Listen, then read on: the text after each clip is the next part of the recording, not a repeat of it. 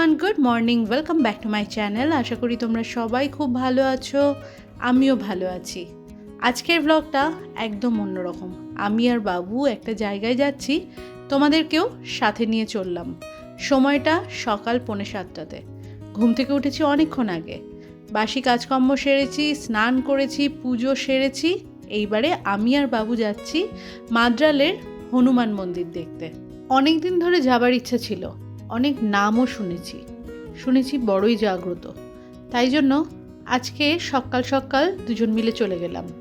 দেরি হলে পরে ওদিকে বাবুরও ব্যবসার কাজকর্ম থাকে, আর সংসারের কাজকর্ম তো আছেই। সাধারণত কাকিনাড়া রেল স্টেশনে নেমে অটো কিংবা টোটোকে যদি বলা হয় মাদ্রালের হনুমান মন্দির, তারা কিন্তু অনায়াসেই সেই জায়গাটাতে পৌঁছে যায়। আমি কিন্তু বাইকে আসছি, সেই জন্য বাবু ওই হাই রোড ধরেই নিয়ে চলে এসেছে। আর এখানে ওই মন্দিরে ঢোকার ঠিক আগেই অনেকগুলো ডালার দোকান ছিল, তবে অনেকটা সকাল তো সব কটা খোলেনি। একটা দোকান খোলা আছে, সেইখান থেকেই ওই মন্দিরের পুজোর জন্য যা যা সামগ্রী দরকার হয় সেই সমস্তটা নিয়ে নিয়েছি। টোটাল 105 টাকা মতো আমাদের থেকে নিয়েছিল। আর ইচ্ছা ছিল বহুদিনের, অনেক দিন পরে মনের ইচ্ছাটা পূরণ হলো আজ।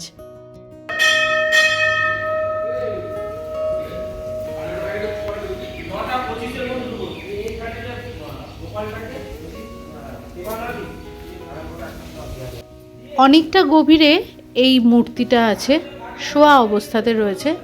12-13টা সিঁড়ি বেয়ে নিচে নামতে হয়।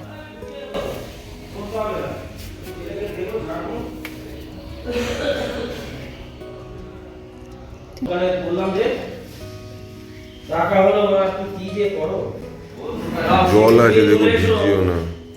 মেয়েদের ছুতে নেই, দিতে দিতে আসতে হবে। কোনখানটাতে দেবো? এই উপরে কমরে দাও, পুছিয়ে দাও, হাতে দাও, দিতে দিতে আসো। দিয়ে গদায় দেবে, মাথায় দেবে না।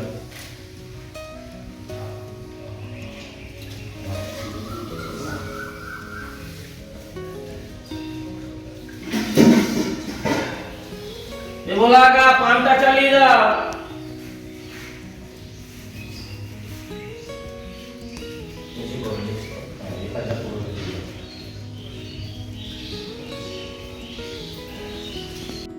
বজরংবলীকে আমি ছুঁইনি, পাশে যে খড়ম রাখা রয়েছে সেটাতে হাত দিতেই ঠাকুরমশাই বললেন যে মেয়েদেরকে সেইটাও নাকি ছুঁতে নেই। তেলটা দিয়ে দাও। ওনাকে এখন কখনো মাটি নিচে ছিল, এগুলো আমার বার করে টোটাল এক্সপ্রেশন দিয়ে একটু সকাল সকাল ফাঁকা থাকাতে বেশ সুন্দরভাবে অঞ্জলি দিয়ে পুজো দিলাম। মনটা যেন অনেকটা শান্তি পেল। আর সব থেকে ভালো লাগার বিষয় হচ্ছে, এখানে অন্যান্য অনেক মন্দিরে গেলেই মানে এত টাকার দক্ষিণা এমন কিছু ধার্য করা থাকে, এখানে তেমন কিছু নেই। আর পুরোহিতরা হাতে করেও দক্ষিণাটা নেন না। ওখানে দান বাক্স আছে, যার যা মনের ইচ্ছা সেখানে সেটা দিলেই হলো। ধূপ মোমবাতি এগুলো জ্বালাবার জন্য এখানে একটা আলাদা জায়গা করা রয়েছে। কর্পূর জ্বালাবার জন্য কর্পূরদানিও রয়েছে।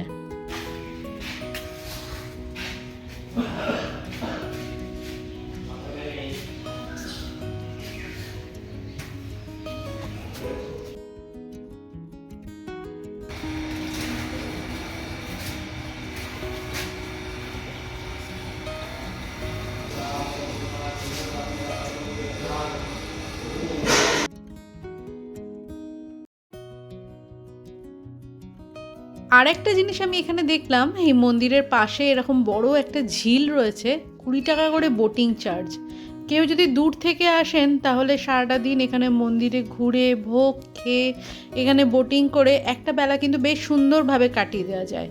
আমরা হনুমান মন্দির থেকে বেরোলাম, বেরিয়ে আমরা এবার যাচ্ছি রাম সীতা আর রাধাকৃষ্ণর মন্দিরে।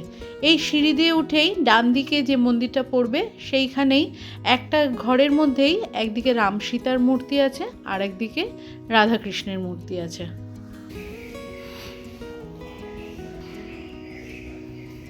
এটা বিপি কলেজ ছিল, মাদ্রাজ বিপি কলেজ এটাই ছিল।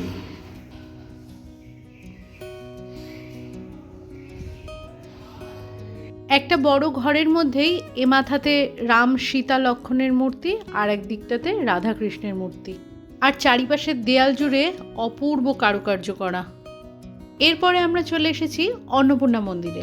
ওপরে অন্নপূর্ণা মন্দির আর নিচে ভোলে বাবার। বাবু বলছিল এটা নাকি বিটি কলেজ ছিল। এই পুরো জায়গাটা জুড়ে এই রকম মন্দির চত্বর বানানো হয়েছে। সবথেকে সুন্দর ব্যাপারটা কি, এই মন্দিরের ডান দিকটাতে ওই বড় ঝিলটা আছে আর বাঁ দিকটাতে সুন্দর পার্কের ব্যবস্থা রয়েছে। এটা তো কোনো ট্রাভেল ব্লগ নয়, আমি যেটুকুনি যা দেখলাম, যা শুনলাম, যা বুঝলাম সেটাই এই ব্লগের মাধ্যমে তোমাদের সাথে আমি শেয়ার করছি। এমন অনেকে আছেন যারা বাচ্চা নিয়ে আসতে চান, তারা বেশ সুন্দর সকালবেলাতে এখানে চলে আসতে পারেন। কাকিনাড়া রেল স্টেশনে নেমে একদম অটো কিংবা টোটোকে যদি বলা হয় মাদ্রাল হনুমান মন্দির, তারা কিন্তু অনায়াসেই এখানে পৌঁছে দেবে। তারপরে একটা বেলা কিন্তু ভালোভাবে কাটানো যায় মন্দির চত্বর ঘুরে, এখানে পুজো দিয়ে, ভোগ খেয়ে, বোটিং করে, পার্ক রয়েছে খুব সুন্দর বাচ্চা নিয়ে, ওখানে অনেকটা সময় কিন্তু বেশ সুন্দরভাবে কাটানো যায়। আর জায়গাটা কিন্তু বেশ পরিষ্কার পরিচ্ছন্ন। আর সকালবেলাতে এসছিলাম তো, ফাঁকা থাকাতে মনটা কিন্তু অনেকটা শান্তি পেল। জায়গা ছোট হোক কিংবা বড় হোক, ওয়েদারটা ভালো থাকলে কিন্তু যে কোনো জায়গায় ঘুরে বেরিয়ে দারুণ মজা। প্রচুর সবুজের ছোঁয়া রয়েছে, অনেক গাছগাছালি আছে চারিটা দিক। আর এই পার্কটা তোমাদেরকে দেখাচ্ছি, আমি জানি না কতটা তোমাদেরকে বোঝাতে পারছি, তাও জুম করে আমি তোমাদেরকে দেখিয়ে দিলাম। বেশ অনেকটা বড় জায়গা, বসার জায়গা আছে, আর গাছের ছায়ার নিচে বসলে কিন্তু এই ঠান্ডা হাওয়াটাতে খুব আরামদায়ক। শুনেছি শিব মন্দিরে ঢোকার আগে নন্দী মহারাজের কানে কানে নিজের মনের ইচ্ছাটা বললে নাকি তা পূরণ হয়। তাই আমিও বা বাদ যাই কেন, সুযোগটা কি কেউ হাতছাড়া করে? আমিও নন্দী মহারাজের কানে আমার মনের ইচ্ছাটা বললাম। আমরা এখানে অনেকগুলো মন্দিরেরই দর্শন করলাম। অন্নপূর্ণা মন্দির, রাম সীতার মন্দির রয়েছে, মানে একটা মন্দিরের মধ্যে রাম সীতা একদিকে রয়েছে আর একদিকে রয়েছে রাধাকৃষ্ণ।